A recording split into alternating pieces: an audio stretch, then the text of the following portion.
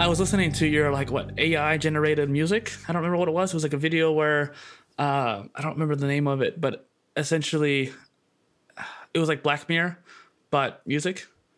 Yeah. Okay. So that is my master's recital. Okay. And what I did with that is, so I have my master's in music composition, and the idea kind of came about naturally as my teacher was really just starting out. He was like, "Hey, we're taking electroacoustic lessons. Make a thing. Something simple. Doesn't have to be a whole lot of tracks or whatever. Just make a thing." And so I started with this thing just called Machinations. And the idea was just what is some kind of music that a computer would make. And so it wasn't AI generated, but it was taking concepts of what a computer would sort of sound like go down with complexity's sake. And so I combined a concept of minimalism, which Steve Reich, Philip Glass, and all that stuff, Terry Riley, you take a thing and you just repeat it over and over again, but then you slightly change it over time. And whenever those changes happen over time, you really notice those changes because you've been so used to this one same thing happening over and over again. And so it's complexity within the simplicity. And then the other one, the other concept that I imbued in Machinations 1 was serialism. And so serialism is the concept where in our Western notation system, we have 12 tones that we can choose from. And basically in the 20th century, composers got really tired of 7-note scales and then got tired of weird other scales. And so they're like, all right, let's just blow the whole thing up and go choose any note.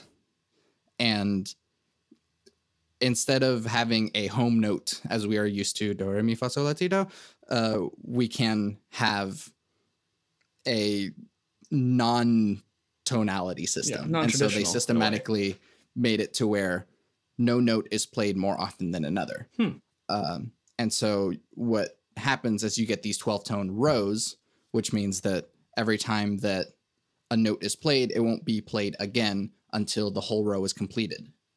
And so what I did with Machinations 1, I took this complex system of serialism, which is a systematic non-home tone, and then a system of simplicity, which is excessive repetition. And so I combined the two, with Machinations 1 being kind of what a smart AI would be interested in a way.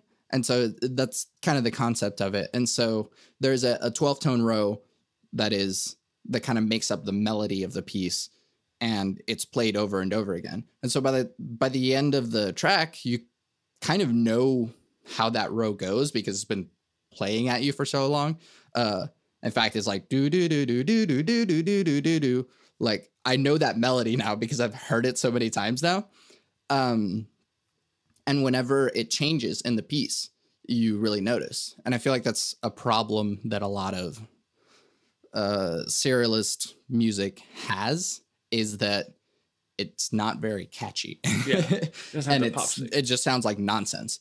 And so I was interested in that concept, and that's kind of what started the Machination series, just this concept of what would the future be in music if a computer made music creatively. And so that's what they're doing now too. Yeah, and they are, but they're kind of applying our own concepts back at us. And so what we're getting is this kind of splicing. I don't know. It's like a childish representation of what these things are. It's like, hey, give me an ambient pad sort of sound. If I were to make an analogy real quick, with spriting, the creation of 2D characters, a lot of people learn how to do it by splicing like Pokemon sprites together. And I think that's what kind of a lot of computer AI is doing. AI can do that with spriting as well, but I think that's the same concept that's applying to the music. They're splicing what's known already into something new, not necessarily producing fully new just yet.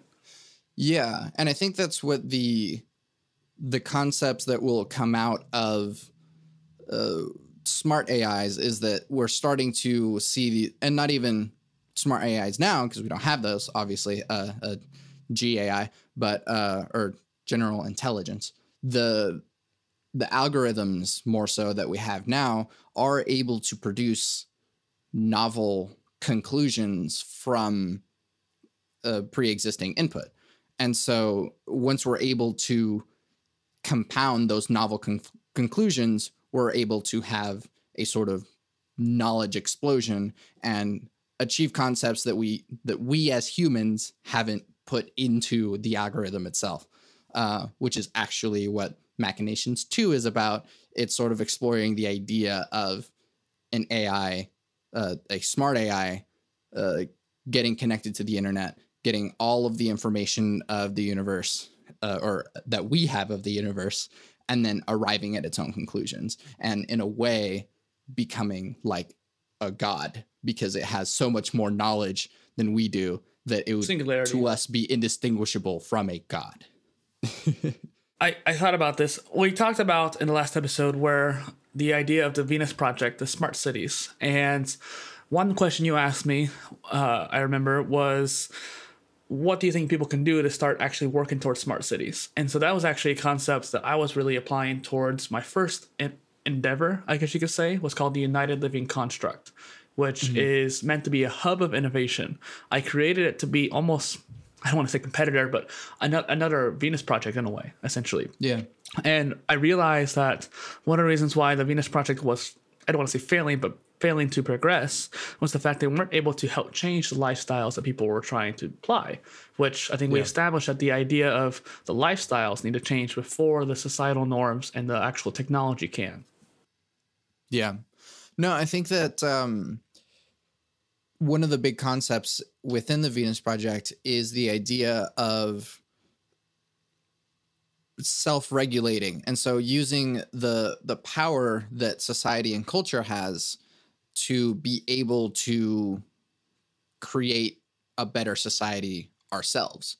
And so I think the hard part with that is that we are so kind of in our own world here, and we're so, susceptible to propaganda for one, but we're also so used to the idea that this is all we've got. And so I think that culture has the power to change a lot of stuff if we allow ourselves to do so. And I think that's one of the harder parts. One reason I always ask, do you believe humans are evil by nature, or how do we reduce the division, is so that we can apply these concepts to our own lives, and thinking that this is the goal. I think that, especially in America, we have this self-centered mindset, which is, I do me and I get my money and you stay over there. And this idea is going to kill us for one, but we're not getting off of this rock until we get our stuff together. And so, I think that I appreciate Elon Musk's optimism about, let's go to Mars, but it's like, we're just gonna screw it up there too. We're just gonna blow that one up too, because we still haven't figured out how to live with ourselves. And so the hard part with that is that there's so much propaganda that we've been dealing with that is anti-collectivist, anti-communist, anything that resembles this sort of egalitarian approach, which is just the approach of nature, the approach of evolution. Trees and forests all communicate within themselves and distribute resources within themselves, which in a way have their own culture. Bee colonies have their own collectivist unit that they function within. And these are things that exist in nature that for whatever reason, we're not applying as a human species. We're applying it somewhat in the concepts of countries, small communities, and stuff like that, but we're not able to step outside ourselves. That probably has to do with the Dunbar's number, and that we're not good at conceptually dealing with units of people larger than 150. So, I mean, collectivism is neither really good or bad, but it's been applied in a bad way. I mean, that's what caused the mosque shooting back last year in New Zealand. It was a collectivist idea. And that in the last episode, we were talking about political parties and how collectivism is bad because of that. People are getting too one-sided because of that. But the idea of just being unified is one thing I think the Venus Project is trying to really go for as well. They're doing a really good job at trying to convey the information as much as possible, at least in their way. And I think that's a really cool idea. My situation is that we need to have that collectivism in a globalization scale where we see ourselves as a global community. And that's the issue that you were alluding to earlier. I feel that the Venus Project went from the top down. They tried to reshape the way we did the actual economy and like function of a city and how the city is designed. But like we mentioned earlier, it comes down to the people. The people need to be able to self-actualize. Who am I? What do I need to be? Who do I need to serve? How do I work? And I think that comes down to self-development and self-education and being able to teach yourself. And that's one reason why the United Living Construct was created, to be that self-development platform, to create a hub of innovation, presumably online, more like a Facebook group, but much on a larger scale, like a actual tribe, so to speak. And you could take that into a physical construct like the Venus Project was kind of creating. So like you said, self-analysis in a way, but adapting that to a globalization mindset. And then we can move on to places like Mars and that kind of thing. Yeah. And the thing is that like we, in a weird way, we need a different breed of human. I mean, we haven't been living in society for very long. If you look at the span of, these were the apes that we were for millions of years, and only for this tiny sliver of history have we been living in what we call society. Insert Joker meme here. So what we need to do first is kind of convince enough people that from the very beginning that we can do something else. And that's kind of why from the very beginning, it seems like that's the concept to start with, that we need to accept that we can do something else, because it's so easy to shoot down these ideals when this is all that we've known in our own lives. And the evidence is there, obviously, that we're capable of growth. And so, yeah, having a community around you that is going, we can all learn these things, we can all self-improve, and self-improvement extends to the community around us, and that community extends to other communities. And the more globalized this sort of thing is I feel like in a weird way, the Venus Project would happen anyways. Like in a way, that's sort of the how. How would we create a globalized society? Well, this is how. And it makes sense. And every which question that you ask about, well, what would people do? How would people get around? How would people learn? And Jacques Fresco had answers to all those questions. But it was always how would and how will. But it's always hard to get from here to there. And it's nice to kind of provide the hypothetical and be like, well, people would be like this. well, people aren't like this, and that's how we have to get to. And so there we have, I don't know, a generation upon generation of propaganda convincing us that this notion of capitalism and me and mine is the way to go. And so anything that sounds like the Venus Project, anything that sounds like complete world globalization sounds pretty commie to me. So get that out of here. You know? Well, and the idea of shared resources and that kind of thing, like I think the Venus Project is on the right track. I love what they're trying to do. I don't have any negative opinions of them per se. But one thing I saw them doing wrong was the approach of trying to convince other people. So maybe it was the business aspect in me, but we live in a capitalistic world and society. Yeah. You can't fight that truth. And capitalism is not inherently bad. I think the application of it, that's a whole nother tangent for us to go on another day. But I think that to realize that we are in a capitalistic society, and I think that in order to grow, you have to treat it more like a business. You have to treat it more like, hey, how can I get the idea out there? How can I market that idea? And so you can take After Simons and X, start with why. And so the Venus Project is keeps pushing the how. But people don't care about the how as much. People don't even care about the what it is, because they don't understand. They don't want to know what it is or how to do it if they don't know why it's important. And so the idea of starting with why. Why do you want to create this society? And the Venus Project has been doing that. I noticed on their like social pages and on their blog and whatnot, they're starting to realize that, I think, and they're starting to change their actions based off that idea. I've noticed that they're doing that, and that's great. But in order to take this globalization idea or applying it to smart cities or new societal norms that the Venus Project's trying to create, you have to understand the human psyche and how we approach new knowledge and new ideas. Yeah.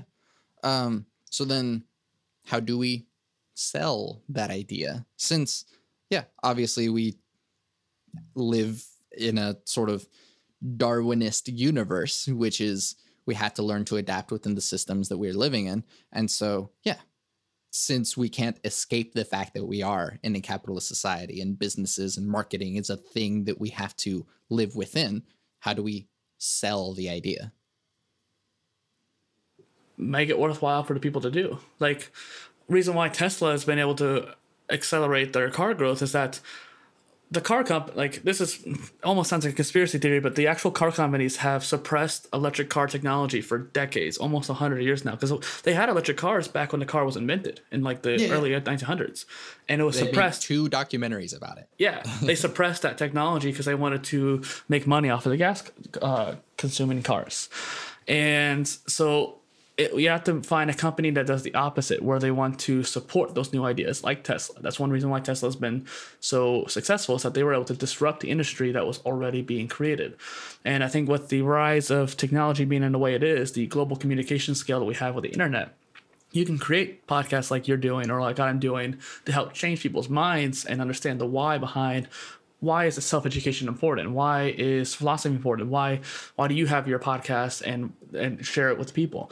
When you share your why, people understand, like, hey, I actually like this person. Santiago seems like a really cool guy. I want to learn more from him. I'm going to listen to the rest of his podcast as well. And when you start having that change in people's lives, that's how you can start changing people's actions and then therefore the group's actions. Right. There is a notion of, I feel like people are starting to catch on about the notion of power and how power dynamics work in our society. And so I bring that up because, sure, Tesla is a great example of kind of shifting the dynamic on that, but not just anyone can do that. Why not? Elon Musk is a billionaire. Yeah, and he has the smart, resources to be able to punch through that.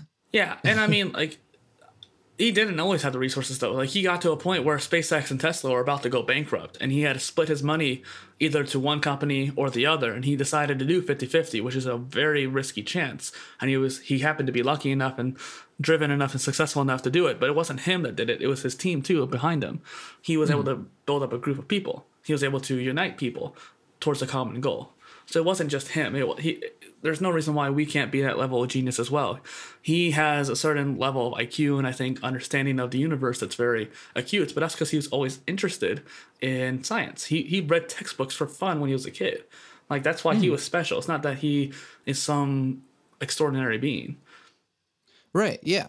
But it is also the fact that, like, I mean, luck plays into it, but the idea of privilege weighing into this is that the reason I'm not changing the world and punching through the marketing sphere is because I don't have the money or resources to make that happen. I'm not making multi-million-dollar albums because I don't have the same marketing team and record label that Taylor Swift does. So I can't put my face on Amazon boxes. So what's the problem there? Like, I mean, I'm not making money. I have barely enough to pay rent half the time. And yet, like, I think it's a short-term view of it. Like, I'm not able to do it because I don't have the money right now, but you might have it in the future. You might have some kind of viral hit that ends up giving you millions of dollars to spend towards your goals.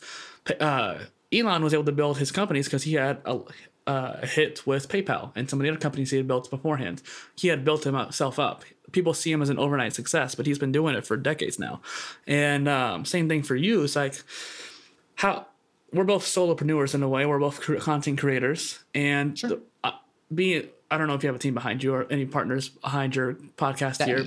Just you? Yeah. So that's my point, where if you can only do it yourself, we have technology now that can automate all your social posts. If you want to share your podcast on Twitter, then share it. And then, but doing it yourself takes up your time that you could be spending towards something else. So how can you automate that task, like through Zapier or a social media marketing tool, to make it easier for you? It's not scammy or anything like that. You're just trying to automate the task so that you can focus on more important tasks. And then you can create more, which will make you more successful. Yeah. I mean, this is like, I guess I'm complaining now, but the ceiling that I'm reaching is a money ceiling. It's not that I have a lack of content. It's not that, I mean, as conceited as it may sound, I think my music is really good. And so there's nothing that's stopping me. There's nothing that's stopping. Well, there is obviously something that's stopping you then. What's the problem that's stopping you from making money off of the content you've made already? A marketing budget.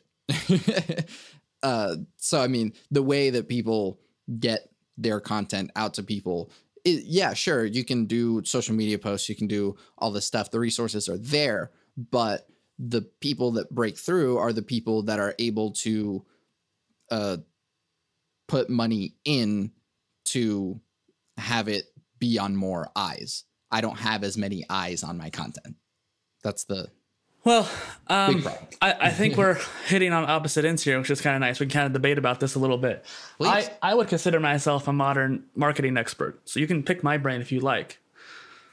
I know that sounds kind of braggy, but boastful, but it's true at this point. I've taught myself all the things you need to know for it. Sure. But I mean, there's some people who are able to, all right, well, I have 3,000 Instagram followers and I can put out a thing and, a percentage of those 3,000 will see the thing. And that's not something that everyone has the power to do. So how do you break through that for free? Create more and be more systematic about what you create. So, for example, on your YouTube channel, you have a lot of amazing content. I saw the whole list on there, but there's ways that you could probably make it more effective. There is changes going on in YouTube algorithms. What I'm teaching might be a little bit more dated, but there is search engine optimization. YouTube is the second largest search engine in the world. If you search for something on there, something's bound to pop up.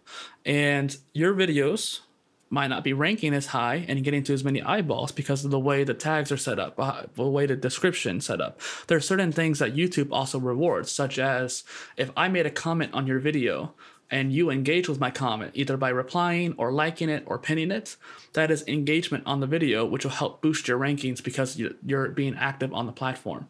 If you are putting adequate tags that are descriptive to what the content's about. Like we talked about a lot of stuff in both the interviews today and the other time where you could probably put tags in for Stoicism or the Tao of Physics that I mentioned earlier, or you even could even put a affiliate link, or I guess Amazon doesn't like that name, partner link, or whatever Amazon wants to call it nowadays. You can put one of their links in the description for the books that we mentioned today. You also talked about power earlier. One book that's really helpful for understanding power dynamics is the 48 Laws of Power. We've talked about 3 different books there throughout our time span. You could put links into the description, which will allow you to gain monetization on it in the long run. Not a very strong way, but it's a sustainable way that people can actually respect. Like, hey, I want this book. He provided me a link. He did the work to find the link for me. I'm willing to give him the small percentage for that growth. I'm going to stop talking because I think I'll go on a tangent if I keep going. No. The point of the conversation one is tangents. Yeah. But I'll go on an extended one. Do you have any questions? Because I'd be happy to help you. Yeah. Well, and I think that this not only helps me, but it helps anyone else. Mm-hmm. But at least from the point of view of I'm good at excuses, is that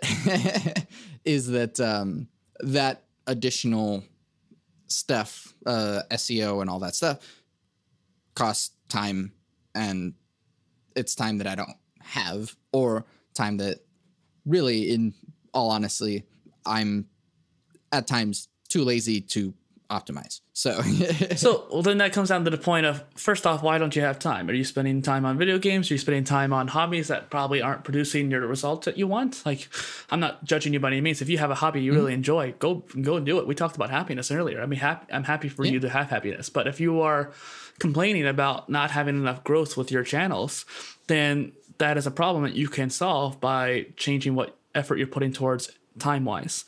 And then on top of that too, perhaps you're creating too much content, like doing too many interviews in a month's time span, whereas that one day that you had this 2-hour interview, you could spend those 2 hours pursuing, like, hey, I want to go back to my old videos and just slightly optimize them, get them a little bit more tags in there, and have someone go on your videos and comment on all of them or something like that.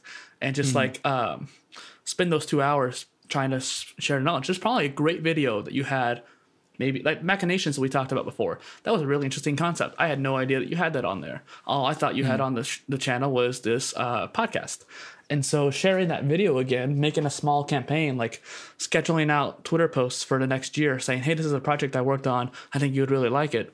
You're not being spammy because you're spreading it out over time. People are never going to see those posts for, like, if the same person's not going to see the same post. So if you said that machinations for every month or even just 3 times a year, people are going to be like, oh, this is really cool. It's evergreen, as the term goes. It's something that's always going to be good.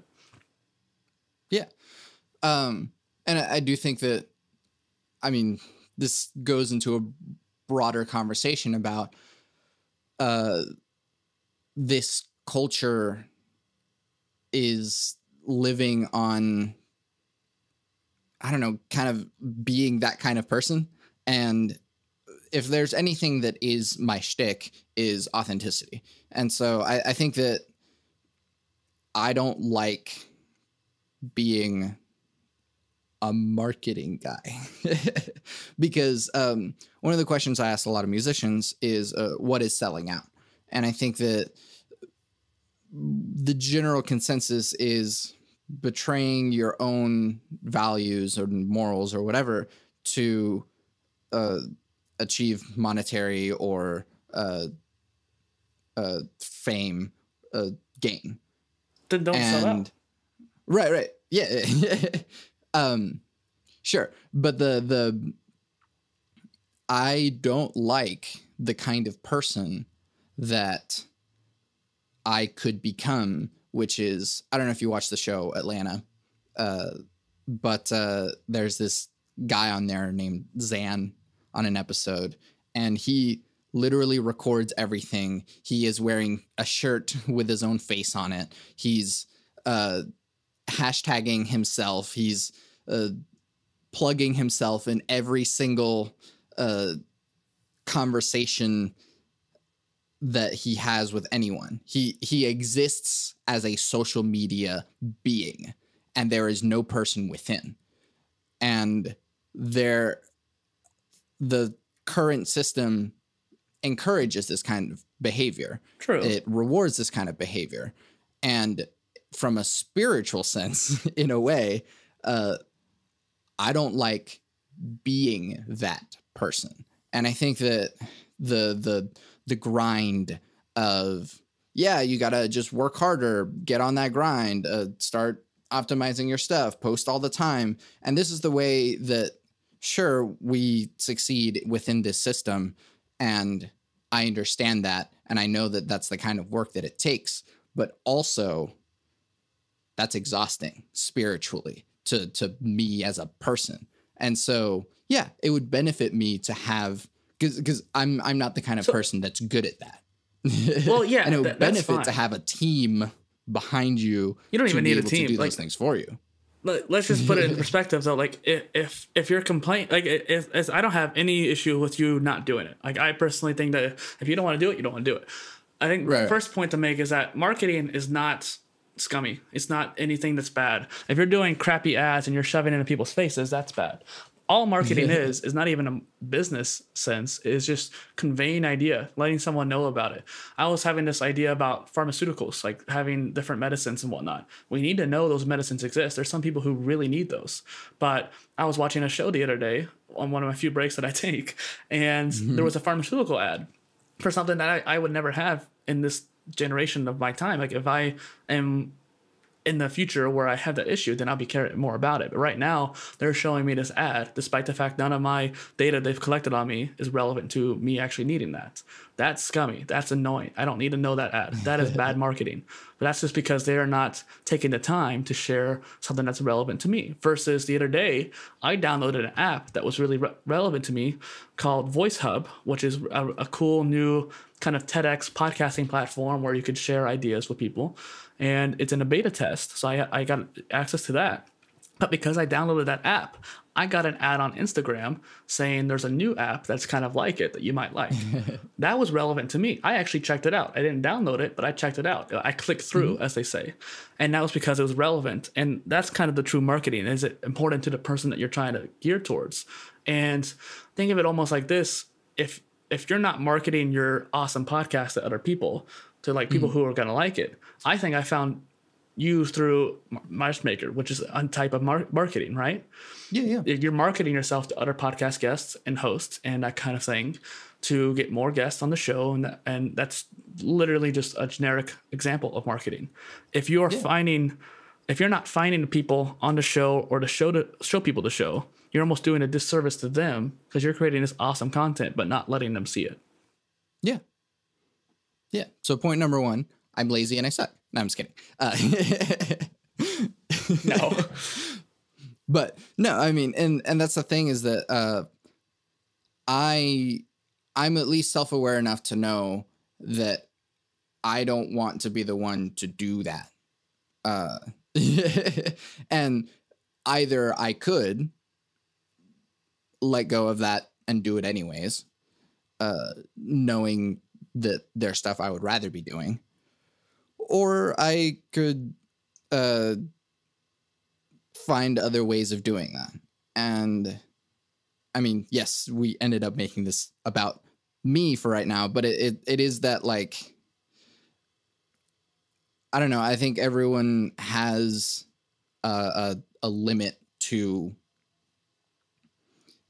what they can do. Yeah. I get you. The way that people describe depression is that, like, oh, I only have so many, I forget, it's like energy or like life bars, attention units, and whatnot. It's like, and each thing that I do takes up one of those. And like, I don't have depression, but like, I still have a limit to how many of those things that I could do. Well, that's why I was mentioning the hobbies. Like, if you have a guitar, like some kind of like bad hobby, like video games. I love video games. I know they're not a bad hobby per se, but they're not productive unless I'm like a Twitch streamer. And so, like, if I'm sitting there, I want to go market this content, or do I want to play video games? I'm making a conscious choice to spend my attention units, my energy units on that bad hobby. It's quote unquote bad hobby, so to speak. There's a guy named Gary Vee who when you were talking about the Atlanta show, that guy who puts his name on everything, it reminded me exactly of him. Gary Vee is the kind of guy who puts his brand, his name, Gary Vee, Gary Vaynerchuk, on everything. The Gary Vee audio experience and all that kind of thing. But people see him. They see this pompous kind of jerk that they think that is mean. But he's one of the most genuine. Like, I think he's probably one of the greatest philosophers of our time. I think 100 years from now, people are going to look back on him and see this philosophy like we do with some Darwinism or Carl Jung and Alan Watts. These people that were probably chastised when they were alive, but not necessarily appreciated, and until later. And I think that with Gary Vee, he talks about what you're saying exactly. Basically, like, if you're not the type of person to do it, that's fine. Know who you are. Self-awareness is super important. You have that. You've obviously shown that you have that, and that's great. I'm glad that you're able to understand that, like, hey, I don't want to spend the time to learn this. I don't want to spend the time to actually do it, even if I do know it, especially if it feels like it's more gruesome or tiring to do. For example, I like editing in a way, but it's one of my weakest areas where I think it's boring. I don't like doing it. So I outsourced it to a guy on Fiverr the other day who I got recommended by another podcast host. And it was hard for me to delegate that task, but he came up with a pretty good result. And I think that working with him in the future will help me alleviate some of my tension with editing so I could focus more on the marketing, because I like marketing. I like being able to do it. Yeah. But I also don't like spending the time marketing, because I've been doing all these interviews lately personally. Don't want to talk about myself too much, but you might understand doing this too. Talk about yourself. I just talked about myself a whole bunch. You can talk about yourself. It's conversation too, yeah. Well, and it's like you and I both seem to be doing a lot of interviews and a lot of like content creation, which means there has to be marketing behind that. You can't just create a content and not share it with people, because then you're not only doing a disservice to them, but also too, you're just wasting potential that could be applied. Even just sharing on Twitter once is better than none. You know what I mean? And so creating all this content and not marketing it is hard. I get it. Find someone else to do it. Yeah. Which is why I brought up the ceiling of money first, because it's like, if I don't do it myself, which is my time, my effort, then I have to bring that to someone else. I'm self-aware enough to know that this is a difficult thing for me. So I can either put in the energy myself, or I can pay money, because money is essentially time in this world that we have to outsource that kind of effort to someone else. And so, yeah, the ceiling for me is money.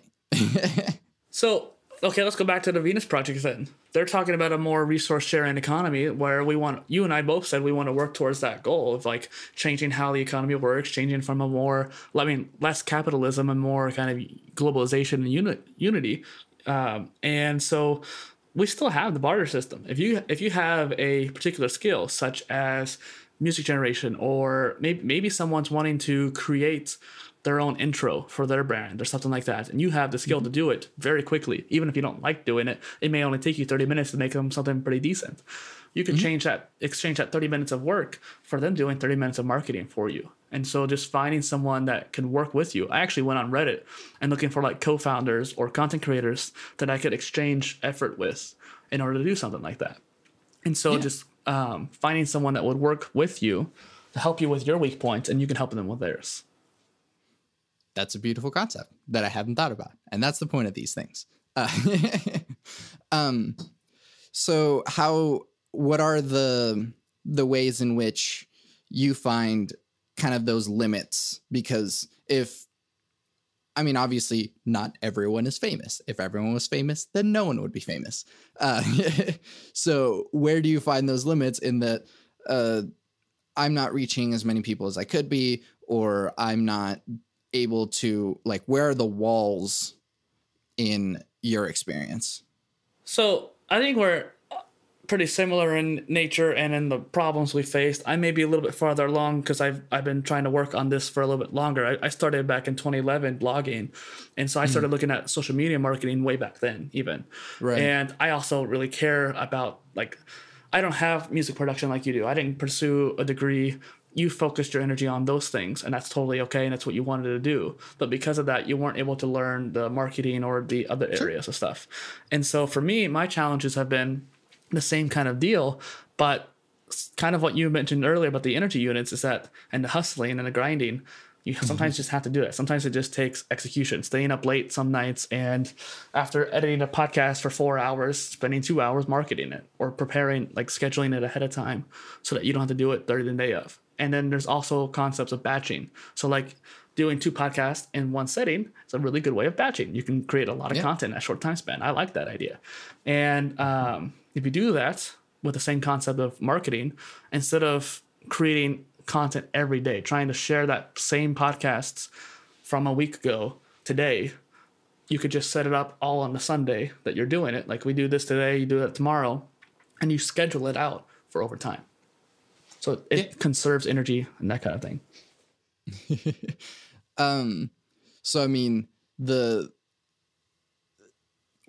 I feel like luck eventually plays into the thing, which is just like eventually someone's eyes get on the thing and this person is important enough to blow it up. It's funny you say that. Right. No, go ahead. I had there's a podcast called Blow It Up, and one of my guests is the host of that podcast. And I think he even talks about luck as well. And like this ask, and like, there was another person that I had where literally he has a question, like this is a different person though. This podcast he literally asks like every guest, what is luck to you? And the answer I gave him is that there's a certain amount of like, if we want to get existential, there might be some kind of universal force that says, oh, you've earned enough luck for this particular situation. At also comes down to strategy too. I think if your strategy is improved and like, let's say search engine optimization and marketing in at least a minimal amount, if you can apply that effort, your amount of luck is going to increase. If you sit there and make 100 podcasts and only put it on YouTube, not like other platforms like SoundCloud and all the podcast distribution like you're doing, at least like you're doing all of that. If you're only doing one platform, then you're only going to reach that one place. And even if you optimize it perfectly, you're still only reaching that one place versus trying to put it on all of these or using tools that distribute to them all, like Anchor and that kind of thing. Then you're putting yourself out there more. And so you're more susceptible to getting viral and having luck at being discovered. Right. Yeah. And that's actually something that, so I work for, I don't know to what extent I haven't signed an NDA, so whatever. I work for ACM at UCO, which is a music school in Oklahoma. And it's where I went to school, but I also, because having a podcast for as long as I got a job kind of producing the master classes for ACM, which basically the CEO of ACM, his name is Scott Booker, who I've had on the podcast. He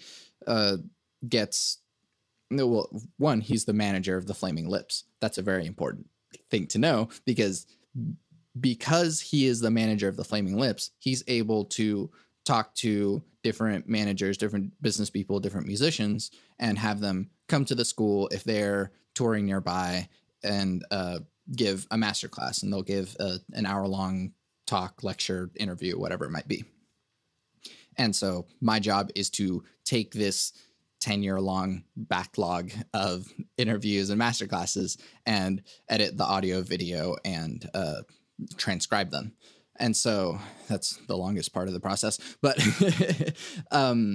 and that's been one of the biggest trends in what every one of these artists have been talking about.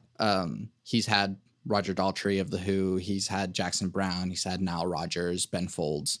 And those are more of the recent ones that I've been working on. And those were a long time ago. But one of the bigger concepts that they keep talking about is it's not just getting lucky. That is a part of it, but it is being ready for the luck. And so there's lots of instances where 80s one-hit wonders would not be ready for that kind of success. And so that by the time that the hit happens and they could potentially harness that energy and keep working with it, instead it just peaks and goes right back down, and they weren't ready for that luck. And so in a weird way, I'm kind of trying to prepare for and have all of the things ready for it. But yeah, the problem that I'm sure lots of musicians and content creators I'm sure are facing is that like there's the walls that we're hitting of why isn't this blowing up? Yeah. So I want to be blunt a little bit. I don't think you're ready yet. And I don't think I'm ready yet, actually. Sure. I think I'm getting closer to it because I realized the same thing that you're saying too. And I tried to make myself more open to it. But I think there's a certain degree of actions you can take. Like, for example, collaborating, having guests on your podcast was a big deal. I made 42 episodes before I ever had any guests on my show. And so like, it's interesting how I changed my actions for that. And now I'm reaching out to people like you and finding really cool connections we can make and expanding my circle. Had I blown up a year ago, I probably would have failed because I didn't have a big enough circle to rely on. Like, hey, Santiago, you've been podcasting longer than me or podcasting more than me at this point. What are some of your tips to edit really quickly or something like that? And reaching out to you as a connection, like, how can I do better? Because you have a lot more skill in this area. Or like if you reached out to me like, hey, I need to get this out as quickly as possible. What tool can I use to market this particular podcast? Because I got this really awesome guest on there, this really successful entrepreneur, whatever, what have you. And so having that connection, I think, is another big deal. Not just luck, but having a network. Mm-hmm. And so you actually, the manager you mentioned earlier, he's part of your network. You might be able to ask him, let's say there's this one person you meet in your town who's really good at marketing, but he really wants to know the contents of your masterclasses right there. But he doesn't want to pay, he doesn't have the money to pay for the actual schooling of it.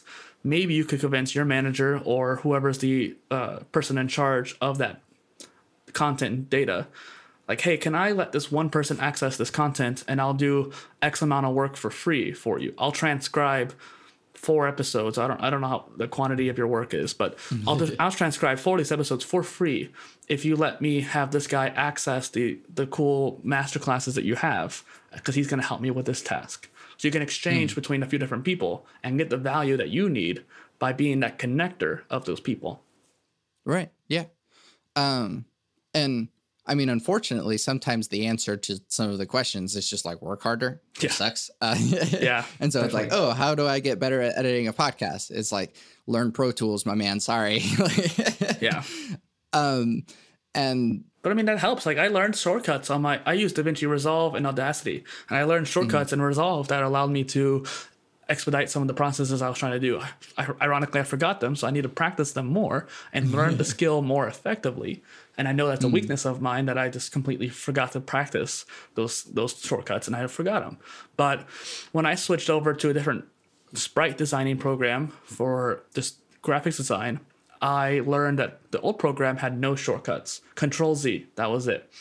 Versus the new one had shortcuts for every tool. The moment I started using those, my productivity rate exponentially increased. Yeah.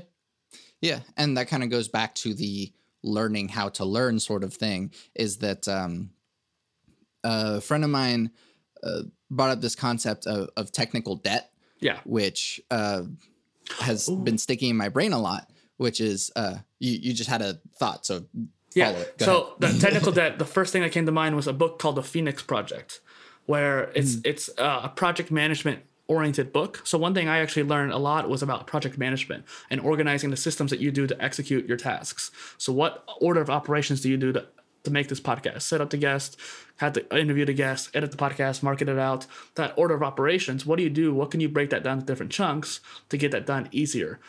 Separate the audio, put it together in a folder to make it easier to access when you're in your editor.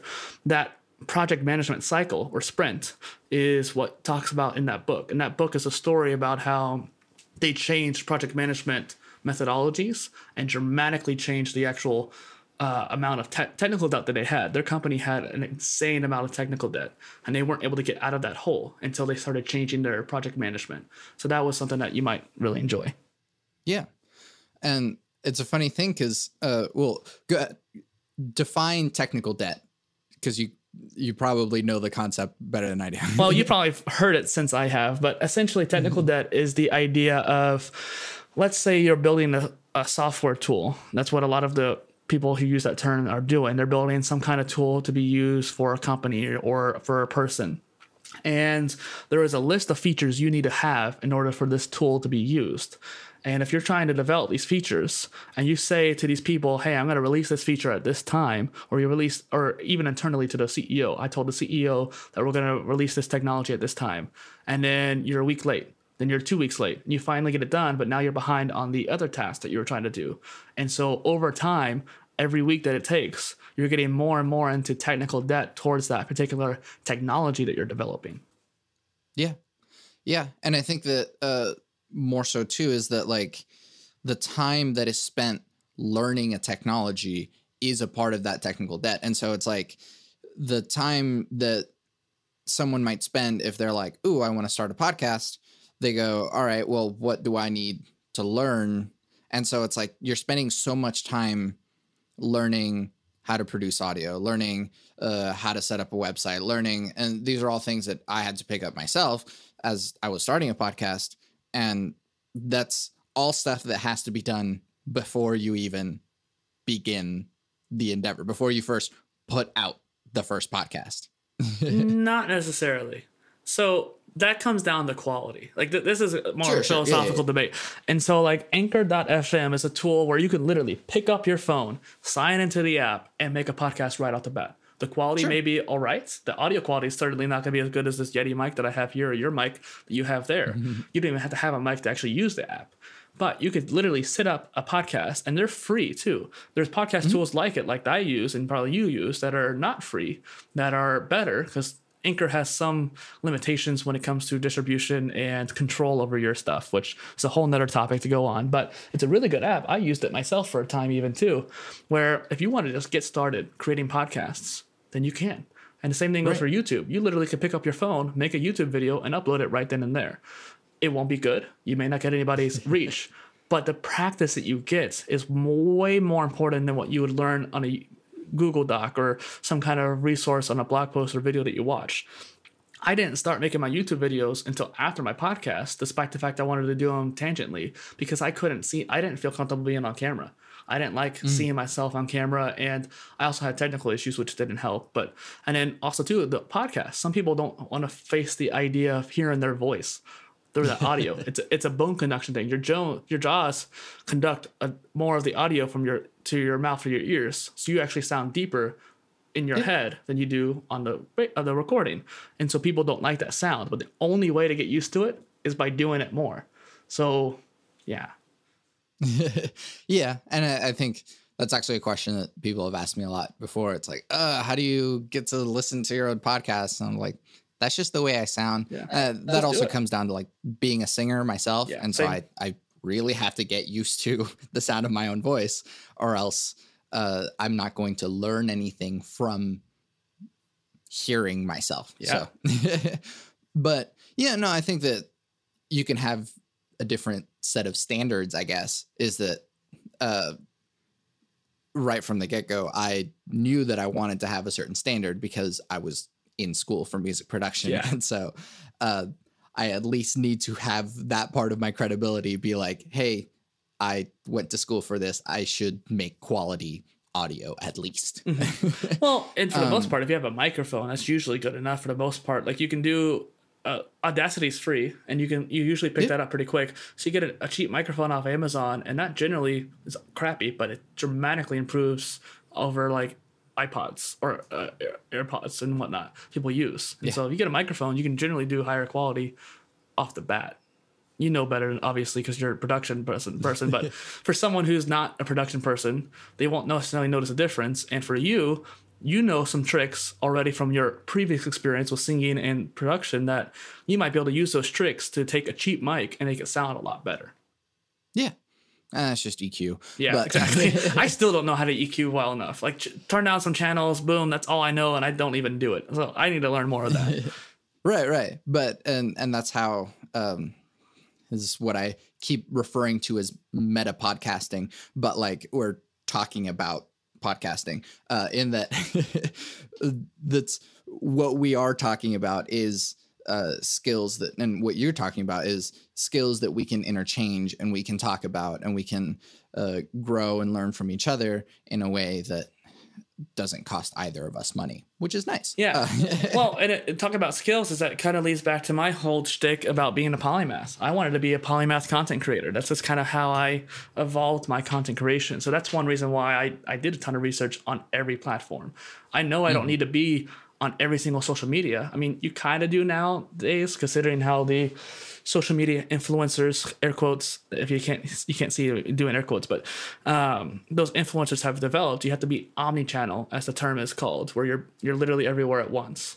And that's what originated my omni-content idea, where I create for every platform. Yeah. And the complexity of it is exhausting to me. And that's probably one big reason why I'm not as good at that, is because, like, why should I have to put my stuff on all of these platforms whenever it already exists on my website? Well, it's because no one's going to see your website. People aren't going to see it. Yeah. And so it's exhausting because the layers of complexity that are added in. Well, now here's TikTok. Now here's this thing. Oh, well, nobody's using this platform anymore, so you got to keep up with that. Oh, and then and so it's like all these things that to me are exhausting, but are skills that we learn over time. What was sort of your biggest hurdle, even from the beginning of deciding to start this thing? Focusing. Literally, something I was literally about to actually tell you. Like I was trying to active listen, so I tried to forget the idea, but literally response to your question too is that focusing is the hard part. I feel like you're polymathic, but I don't think necessarily you want to be a jack of all trades or polymath in the nature. I think you might do better as a dual specialist, where you might want to go to music production and podcasting, which are two different specialties but interrelated. And you could translate your skills between them pretty easily, so you could build them both up relatively quickly by building one up. And so you might only need to focus on one of the platforms that's on the rise is LinkedIn. So you really want to probably get on that one. And with your podcast, I think there's probably a lot of nuance and knowledge people could gain, which the professional crowd of LinkedIn is going to like. And then Instagram is another part that I think you might do well on, just because of the way your content is. Those two platforms, screw Facebook, screw Twitter. You could go on If This and That or Zapier, set an automation that anytime you release a YouTube video or podcast to automatically send to those platforms. Set it and forget it. And then for Instagram and LinkedIn, you could create these short clips of these videos, 1-minute clips.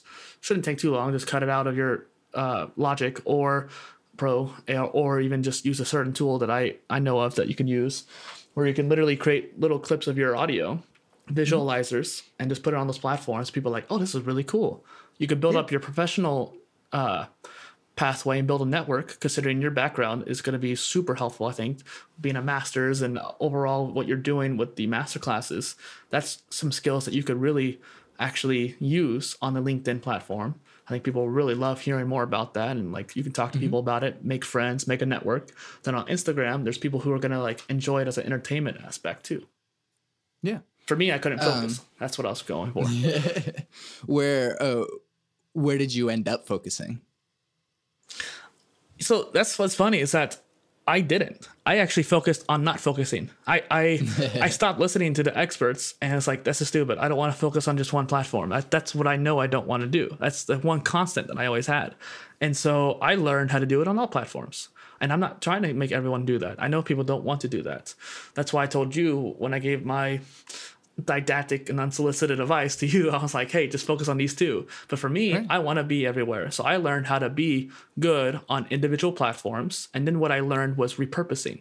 So there's a concept in content creation where if you want to take a content like you're transcribing those audio files or video files, I'm not sure if they're videos or not, into written form. You're repurposing it to a different form. That's why they're making you do it, because they want to have people to be able to read it. Plus, when you transcribe it, it makes much more indexable in your search. So if you have blog posts of your podcasts and each one has a transcription beneath it, then if I go to your search bar on your website, I could search for Dustin Miller or some kind of particular topic that we talked about. Let's say I listened to this podcast when you release it. 10 years down the line, I remember, hey, on that podcast 10 years ago, there was a really cool book I wanted to read called The Tao of Physics, and I want to search for it. You go onto your website, search for it. Since you have it transcribed now, I can actually see the words Tao of Physics, in your the transcription and find it. So repurposing allows for not only greater reach, but overall ease of access. So you're kind of batching the content. I like blogging, so I make a blog post and turn it into other stuff. Most people make a video. Like if we're making this into a video, you could put that on YouTube, take the audio out, put it on podcast, transcribe it, put it on your blog. And one piece of content becomes 3. Yeah. Whew. I went on a real tangent there. Yeah. Well, that's the point. That's the point. And that's the fun aspect of it. So, I mean, obviously we're talking about literally myself, which is a very interesting and self-indulgent thing. But I think that people can get a lot out of really finding where this stuff applies to them and how, I mean, a lot of my friends are musicians. And so they're like, oh, cool. I see how that would work for him, but this could also work for me. And I see how maybe this polymath thing would work for Dustin and how applying it in these areas would work for me. Yeah. That's exactly the point. That's why I created my podcast shows, so that people can be more polymathic or interdisciplinary. You don't have to be a polymath to be a generalist or apply those principles. Yeah. All right. So changing gears for like the last 5 minutes of this podcast, what's something that you're into that you want other people to know about? Honestly, kind of going back to my last point, content repurposing. That's been my main kind of focus the past year or so, just learning how to do that more. So one person I mentioned earlier was Gary Vaynerchuk, Gary V. And like I said, people see him as this kind of like pompous person, but he's a very genuine, kind person. And one of the things he does, like you mentioned earlier, he has a team. He has a full-on team to do all his marketing.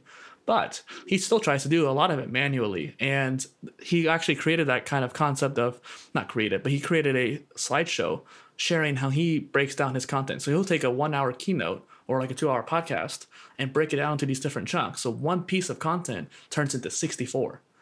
Yeah. I took that and I made my own strategy and turned it into 107 pieces of content. And not to like to brag or anything like that. I just wanted to share that idea is that you can take something that you created and find ways to repurpose it or remake it into something else and really spread it out. And not only will that save you effort, like you, Santiago, even too, but also time and energy and make you more happy and content in the long run. Yeah. And more time to do your quote unquote bad hobbies. Yeah, exactly. Video games for life. Yeah. No, I mean, I started playing Gears 5 the other night and I'm like, man, now I just have another like nagging thing in my brain that I'm like, I want to keep playing that game. But I was doing Apex Legends the other day. I was trying that out. So, yep.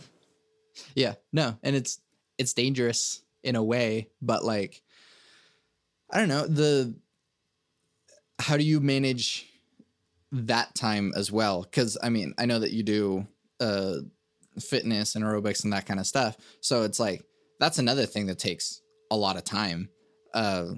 And does that even play into anything else that you're doing? Or it's just like... It's all interconnected. Like I've actually not worked out nearly as much during this quarantine, which is actually a terrible thing for me, especially since I've been such a fitness oriented person. But don't worry, no one has been working out as much as they should be during the quarantine. Yeah. And so that's why I think like I had that self-awareness to be like, okay, I shouldn't give myself too much crap about it. And there's also the balance of grinding. If I'm going to sit there and grind for 10 hours, then you should also rest too. Like play hard, work hard. So you want to play as hard as you work. And so if you feel like playing a video game after working a long day, or you feel like, hey, I don't have enough energy to produce more content today or do something productive, but I have a few hours before going to bed, let's spend it to something that's going to make me happy and more content and happy, that it makes me sleep better so I can work harder tomorrow. And one thing I was mentioned is that I scheduled Instagram posts. And one thing that just happened is while we were talking is that an Instagram post went out. I scheduled it like 2 weeks ago, and it's something that's relatively evergreen. You don't want to share anything that's too dated, but like if you have something that's like a philosophical quote or whatever you want to share, you can send it out over time. So that's one thing I did to make myself more feel better about playing Apex Legends, is that I schedule things behind the scenes so that I can actually do it while doing it at the same time. Yeah, exactly. And I think the other part is enjoying the work. Is that one reason I started this podcast is not because, oh, I want to have a multi-tiered marketing scheme so that I can promote my music, which that's what it ended up being. But it's the is that well, I still promote my music at the end of every podcast, so that's fine. But is the fact that I started this because I like talking to people. That's it.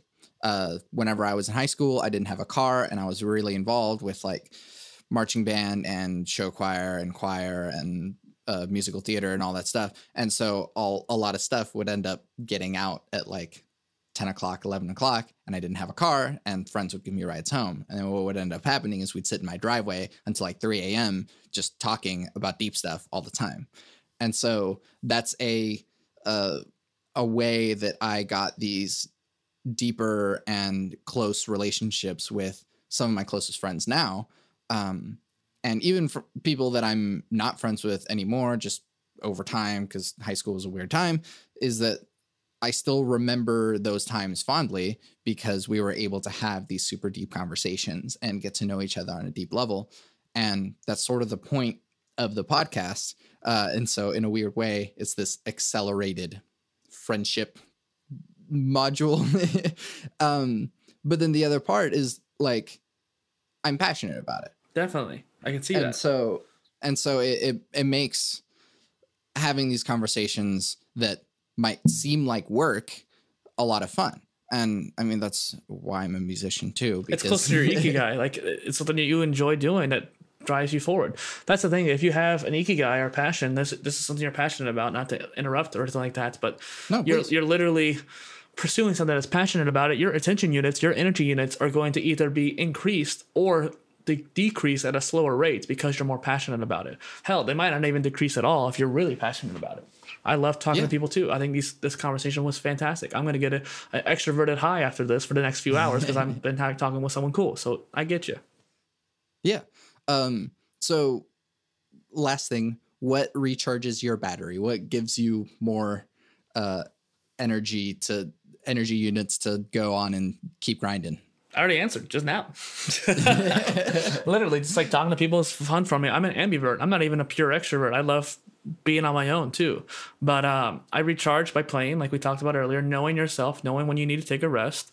Sometimes when I get too information logged or drained from the computers, I'll go listen to an audiobook or a podcast, which is more information, but it's more direct, focused, and I can go for a walk, be exposed to nature, and have a good time.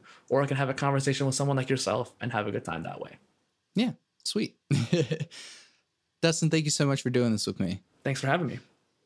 Where can we find you and your things?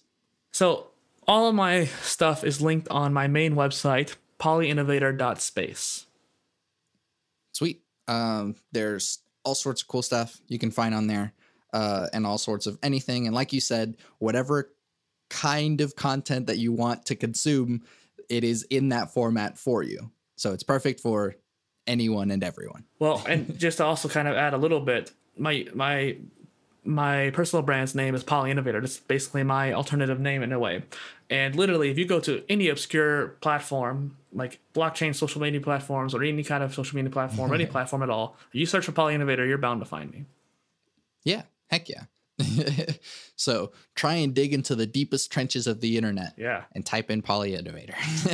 Well, that sounds kind of like, yeah. You go on the deep web, you find me there too.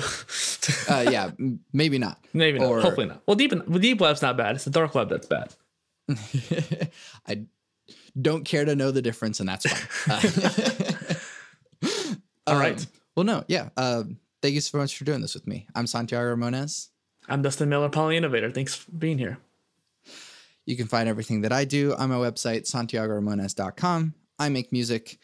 There is a lot of stuff that you can listen to on there, like, as we talked about earlier, my master's recital and all that sort of stuff. You can find the stuff that I do with Power Cycle, which is a experimental electronic trio we have an album called Too Many Damn Cables that is streaming everywhere that is completely improvised. So put that on in the background, give us some streams, and that way you don't have to give us money directly unless you want to, which it's on Bandcamp, so you can give us money directly.